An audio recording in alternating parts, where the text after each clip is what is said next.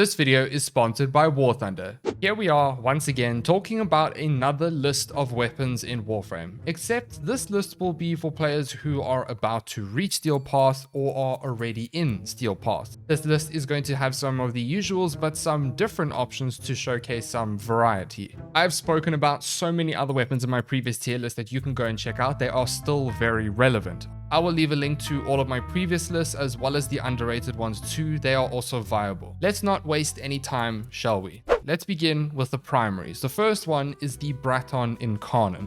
This is the cousin of the Burston Incarnon, which is by far my favorite weapon in Warframe. Honestly, nothing beats the Burston Incarnon. That bad boy is just the best for me, but I decided to talk about the Braton Incarnon instead. It is honestly very nice, similar but different at the same time. The Braton Incarnon form allows you to shoot out heat projectiles that explode in a 3-meter radius, dealing heat damage. Your Incarnon form has 200 bullets in a magazine with a more slow, hard-hitting fire rate than the crazy, insane fire rate the Burston Incarnon has. The evolutions that I went for were Munitions Grit, although this does melt your Incarnon form a lot quicker, so you can switch to the other one, especially if you're using a channeled ability on a Warframe. Void's Guidance and Survivor's Edge. Evolutions are up to you though, so you decide what you want here. The builds are as follows. There are two that I'm going to be talking about for this weapon. The first one being a blast setup, which is my favorite because it's fun. But basically we build blast. We use shred and elementals to have 2.8 meters of punch through,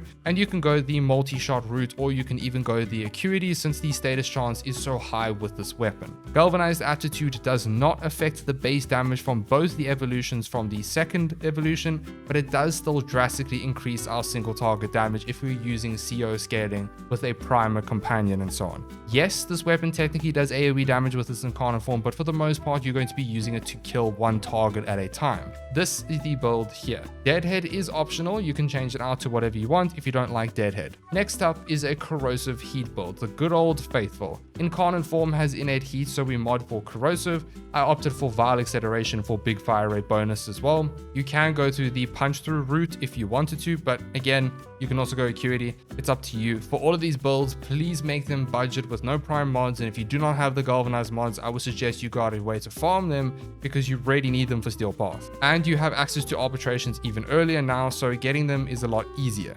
Overall, the Braton is just super fun. It's worth giving a try, and the question is it as good as the Burston Incarnon? No, definitely not, but it's still up there and you will shred Steelpath with this weapon with ease. Moving on to the Coda Base Assist. I just made a video on this wonderful weapon going over all of the amazing and unique gimmicks and mechanics that this weapon has.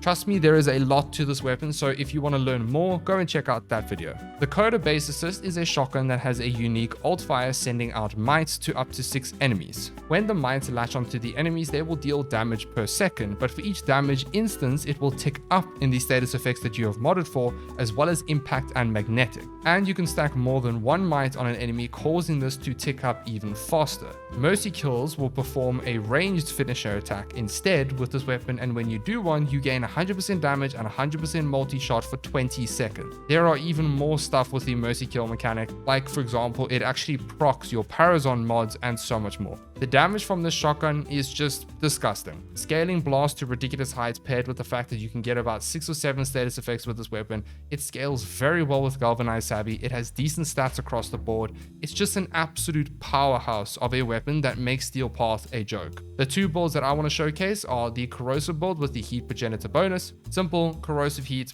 setup right here, nothing fancy. And next is the gas build that is just fun to play with overall and scales pretty well. This weapon synergizes so well with many frames and their own unique abilities that it's just crazy not to give the shotgun a go. Trust me, I cannot recommend this one enough. It is fantastic. Up next is the Cedo Prime. I know I said I will be speaking about different weapons and so on, but I can't do a top weapons list and not put the Cedo Prime or the Cedo.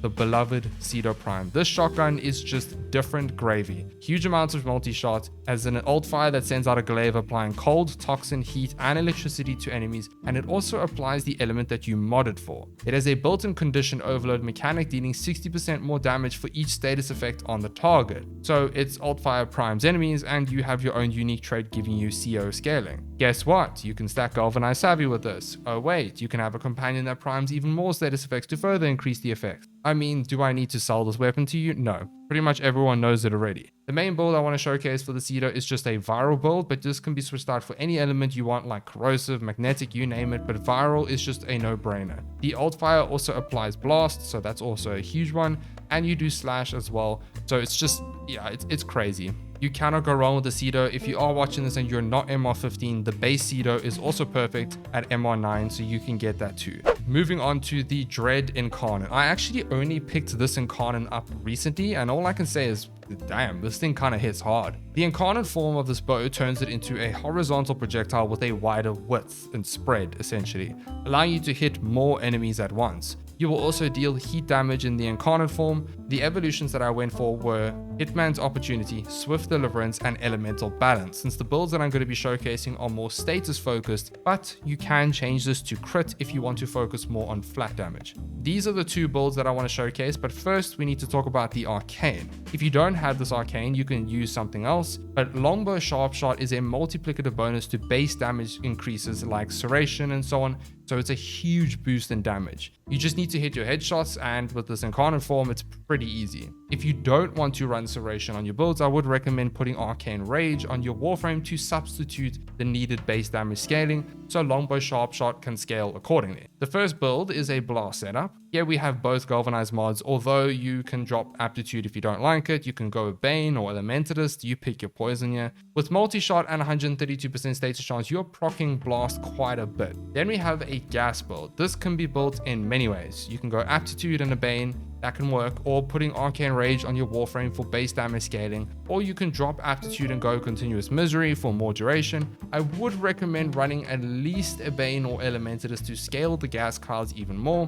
Honestly, if you are into bows, you have to give this weapon a go. It is just so much fun. But first, a word from our sponsor. You know, I don't know about you, but I like tanks, planes, and ships, and I like explosions. War Thunder is the most comprehensive vehicle combat game ever made. You heard me correctly. War Thunder is now available for free on PC, console, and mobile devices. Take control of over 2,500 tanks, planes, helicopters, and ships, ranging from the prehistoric 1920s, from way back when, all the way to modern-day fighter jets and battle tanks of today's age. Immerse yourself in the intense combat of War Thunder. Incredibly detailed vehicles, realistic graphics, and authentic sound effects place you right at the helm of the most powerful war machines of our time. Join a massive worldwide community of over 95 million players in epic PvP battles now. Delve into the breathtaking experience that is War Thunder. This game offers multiple game modes for every type of player, ranging from arcade for fast-paced matches, simulator mode for the ultimate challenge,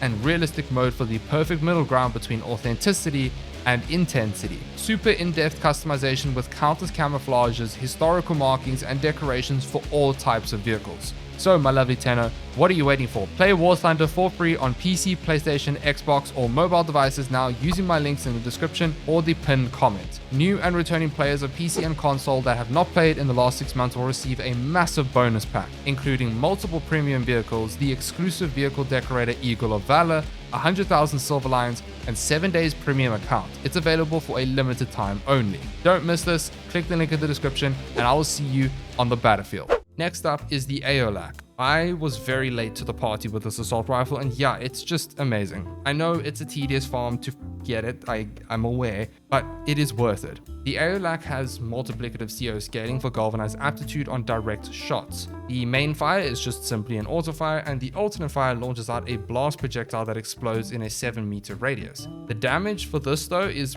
more than enough to wipe out easy targets in Steelpath. In fact, this weapon just scales so well when you have a primer companion. Plus, the Aeolak is just a solid assault rifle. The main build that I want to showcase is just a corrosive heat one. Deadhead can be switched away for something else or whatever you want. You can go viral, or you can go gas or blast with this weapon. It all works because of the multiplicative CO scaling. It's pretty straightforward and just overall very good. And when you pair this with Warframe buffing abilities, it just gets even better. Definitely worth it. One thing I will say about this weapon is if you want better reload speed, I would recommend dropping fire rate and putting the Arcane on, and then putting reload speed in your build, unless you're using Harrow. Up next is the Proboscis Cernos. For the last primary on this list, we have an odd one, the Proboscis Cernos. What a fantastic and unique bow in this game. When you shoot out your arrow, it will create a swarm of sticky appendages that will latch onto nearby enemies, slowly dragging them in, and it will also explode shortly after latching onto enemies as it's pulling them in,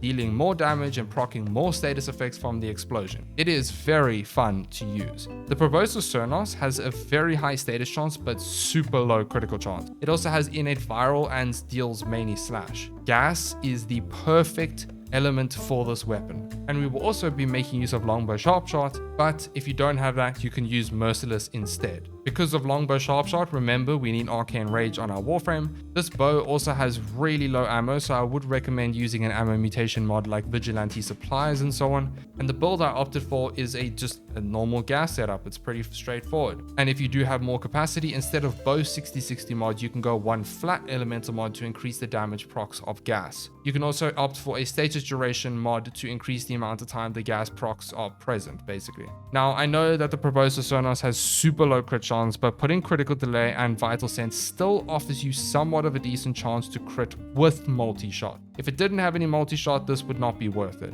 If you did, let's say, pair this weapon with Avenger, which is what I normally do, then this is just where it scales incredibly well, or you can go different mods and drop crit entirely. This is up to you. I would say maybe if you're not having external buffing from crit, I would recommend maybe dropping crit and going for just, I don't know, a Bane, an Elementus, or whatever it is that you want to go for. I will say though, this weapon is designed for more group clearing than single target and Steelpath, so it's incredibly useful for survival missions or any high enemy density missions, but for the lower enemy density missions, not so much. All I could say is please give this a go with Araxia and her 4th ability. It is insane. That concludes our primary weapons. Now let's talk about our secondary. First on the list is Sciated, Araxia's signature weapon that is such a great damage and utility-based secondary to have. Its ult fire sends out a web snare that pulls up to 8 enemies and paralyzes them. This is affected by multi-shot and will have a range of 15 meters, but you can hardcore spam this ult fire like crazy. With your usual multi-shot mod, you can pull together a ton of enemies. The Sciated is useful for grouping enemies for Warframe abilities that benefit from that, and if you mod for something like gas, when you group the enemies, it just works so well. We use secondary innovate to build our crits and scale our crit damage with target cracker. This is what the build looks like. Please make it more budget with the no prime versions, and I don't want to repeat myself for the rest of the video, but yeah. This build shreds Steelpath and it's just a lot of fun to play. You can also just use this weapon as a utility option, like I mentioned earlier, for when you're using Warframes that need enemies to be grouped together for their abilities to be a bit more effective. So it's just 2-in-1 with this weapon. Up next is the Compressor Prime Bubble Gun. That is an insane primer, deals tons of damage, has ridiculous multi-shot with 1,000,001 damage instances. You can get hundreds of heat procs in a second with this weapon with the right build. It is simply fantastic. And it's bubbles, guys. I mean, come on. Who doesn't want to be a space ninja destroying everything in your path with bubbles? Yeah, the compressor does that for you. This is the build right here. You can use this as a pure damage weapon or an amazing primer. The corrosive heat build is perfect with flare because we have access to innate viral on this pistol. The damage over time scaling is really strong with this weapon. You can go the innovate route as well if you want to go red crits. The primer build would look like this, and here's what that would look like in action. The primer is really strong. Can't go wrong with a compressor in your arsenal. Next up is the Icarius Prime. I slept on these bad boys so much, it is ridiculous. These dual-wielding pistols launch out mini rockets that seek out enemies. The amount of damage these things do is just crazy.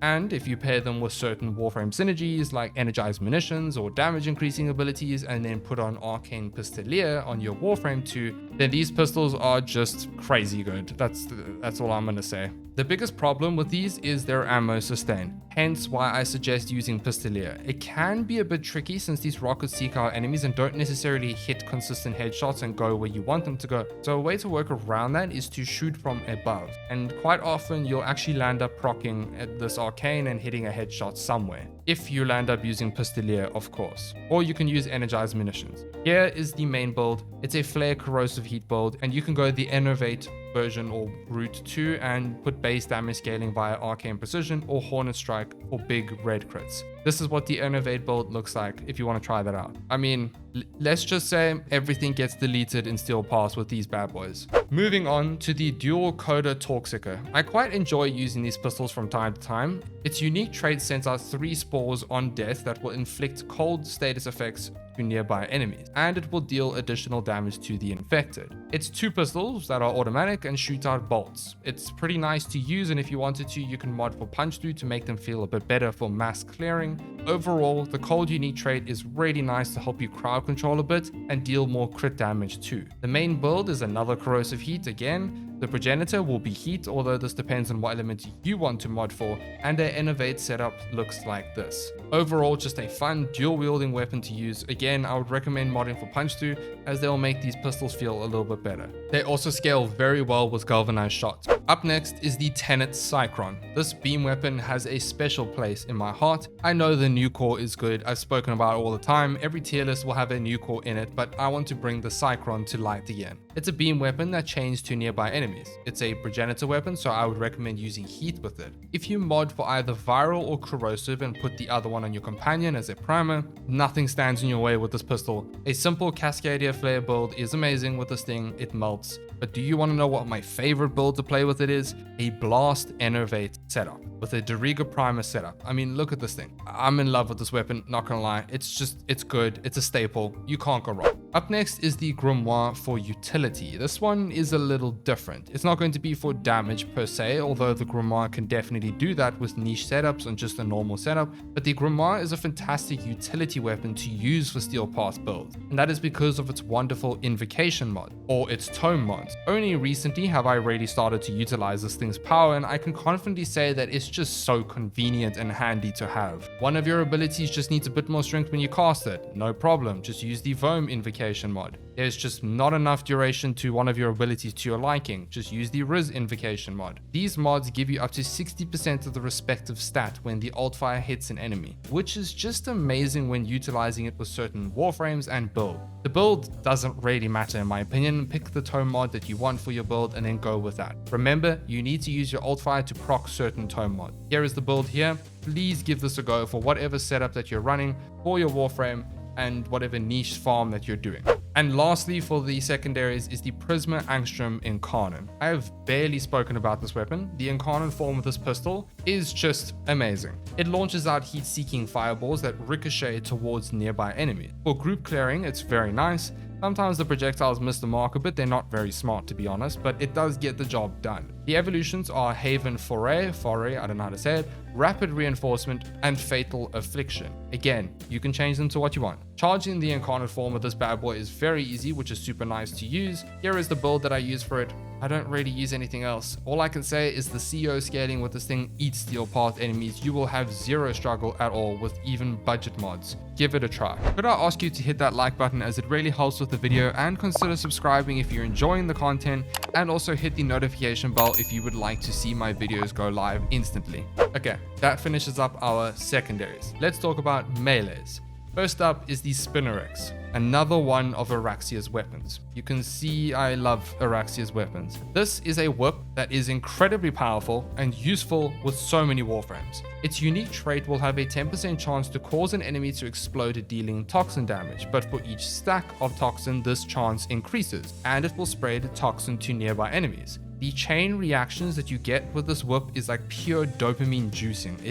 It's great. Melee afflictions modding for blast and toxin is perfect and meant for this melee. Plus, let's be real, a whip that is good in Warframe just feels great. Add Tenekai and Calling Viper into the mix, and melee afflictions will proc so much with this weapon, allowing you to get a ton of toxin, a ton of blast procs, sending out huge chain explosions, and the build will look something like this. We have Weeping Wounds, Reach, mod for blast, toxin, plus galvanized elementalist, and we are doing some thick damage with this setup. Add frames like Saren, Varuna, Kalova, Valkyr, and more, and you will just see the pure destruction this thing can do. You can go for other things. Personally, I just found Blast Toxin with Afflictions just works so well. Moving on to the Pennant, Slept On. This thing is just slept on, that's all I'm gonna say. Its unique trait states, heavy attack kills, it has to kill an enemy on a heavy attack, will grant 50% attack speed for up to 46 seconds, scaling with your combo count. So the higher your combo count, the longer this buff lasts. This buff stacks and stacks and stacks. And each time it procs, each buff will have its own duration. Meaning, you know, this giant ass two-handed sword that you're holding suddenly becomes a meat grinder. You do have two options here though. Mod for attack speed regardless of the unique trait essentially taking over, or you remove attack speed entirely. The only reason that I put this on is because you will need to kill the enemy on the heavy attack, and often with this weapon you won't kill them, but you will kill them with the huge damage over times effect that you've done from the heavy attack. But the squishier targets in Steelpath will definitely die in one hit, and this will proc a lot easier. So it just comes down to personal preference, but let me just tell you, the heavy attack damage over time scaling with afflictions on this weapon is just stupid. It's just millions of damage over time. Once you ramp up this melee in the missions, it is so addictive, and here is the build that I use for it. I just opt for pure toxin, but you can go heat or any of the other dot effects that you wanted to go for. Give it a try, and trust me, you will not regret it. Moving on to the dual Versus. How can I not talk about these beautiful sickles? The dual Versus is unfortunately an influence slot build, but it's a fun one nonetheless. Its unique trait states, on weapon gas status effect, gain 8% movement speed and 7% attack speed for 10 seconds, stacking up 5 times. Guess what? It has innate gas. Slap on influence, slap on carving mantis, perform the forward block attack combo with a ton of attack speed, and you're quite literally going to terrorize any enemy that is unfortunate enough to be in your way. This is the build here. It's melee influence with gas. It will quite frankly shred everything. Anything with influence will destroy everything. I don't need to sell this weapon to you. It's just fun. Although if you don't like influence, I fully agree with you and understand. So you can use another arcane if you wanted to. Moving on to the Techo Prime, another slept on melee that I have just absolutely fallen in love with, especially with melee afflictions and blast. Seismic Palm is fantastic for proccing afflictions. Modding for, let's say, just pure toxin or even blast on there, and putting blast on your companion's weapon. Something like the Tazakor or the laser rifle and some other high status chance weapon will do, allowing this melee to pop enemies. Adding Tenokai will scale it even more, and here is the Techo Prime build that I have. Use the neutral attack combo, the block attack combo, as well as Tenokai to proc afflictions often, and the pops that you get are just super satisfying. Although I will admit, for the blast to be very good, you will need a companion that reliably procs blast unless you mod for it on your Techo. Even just other status effects will work. Give it a go and let me know in the comments below how you find it. Moving on to the Legion, again, slept on. Such a good melee, but a melee influence build again, unfortunately. You can use another arcane if you want to, but its unique trait, Frenzy, will grant you 15% attack speed and 100% toxin damage for 6 seconds on status effect. The toxin will combine with mods. So if you, let's say, mod for gas and electricity, put melee influence on, we have a really strong Steelpath shredder right here. Here is what the setup looks like, and all I can say is it's just fun. It's great. You're more than welcome to try something else, but try this with melee based frames and yeah, you're gonna have a great time. Up next is the Okina Prime Incarnon. Among my favorite melee Incarnons at the moment, these daggers are a little crazy. The Incarnon form states, kills generate spectral daggers that seek out targets and apply max cold stacks on them. Deal 100% melee damage, 20% sprint speed, and 20% parkour velocity. The evolutions that I went for were Synergist Surety, that's such a hard word to say, Orokin Reach, and Survivor's Edge. These things do ridiculous damage. I mod for Influence, but you can go Vortex or other arcanes. The daggers are great for crowd control, while Influence just melts everything. The daggers are more for your tougher targets and overguarded enemies that do not instantly die from Influence. But again, you can change up the builds and go for something else if you'd like. And finally, my new favorite melee Incarnon of all time is the Bow Incarnon. I actually tried the Bow Incarnon for the first time for this video. It's just my favorite.